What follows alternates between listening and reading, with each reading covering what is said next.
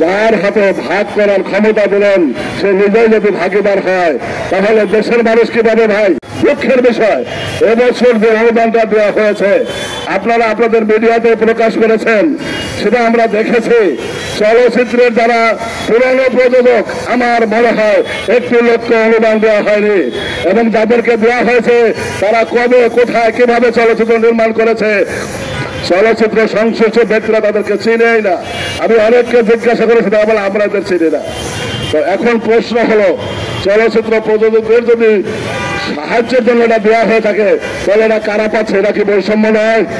আমি ডক্টর ইউনূস সরকারকে বলতে চাই, আমি আমার আমজনতা দলের পক্ষ থেকে আমি বলতে চাই, আমরা বৈষম্য বিরোধী আন্দোলন করে এদেশের হাজারো মানুষের রক্তের উপরে দাঁড়িয়ে আপনারা কোনো তামাশা করবেন না, একটু সুন্দর স্বাবলম্বী দেশ করবেন।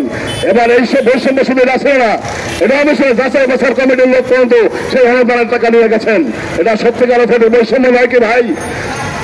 এখন আমরা শুনতে পাচ্ছি অনেক উপদেষ্টারাই নাকি নির্বাচনে অংশগ্রহণ করবেন। আমি বলতে চাই, যার হাতে ভাগ করার ক্ষমতা দিলেন সে নিজেই যদি ভাগিদার হয় তাহলে দেশের মানুষ কিভাবে ভাই কিছু পাবে বলে আমি মনে করি না। তাই বলবো, আপনারা এখনো ভুলের মধ্যে আছেন, ভুল থেকে বেরিয়ে আসেন, বাংলাদেশকে সাজান, এদেশের সার্বভৌমত্বকে রক্ষা করেন, এদেশের সুশাসন কায়েম করেন।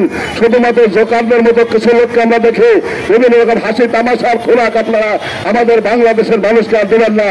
আপনারা সত্যিকার অর্থে এদেশে সুশাসন কায়েম করেন, এদেশের স্বনির্ভর বাংলাদেশ গড়ে তুলুন, আমার দেশের সার্বভৌমত্ব রক্ষা করুন, এটাই আমার চাওয়া।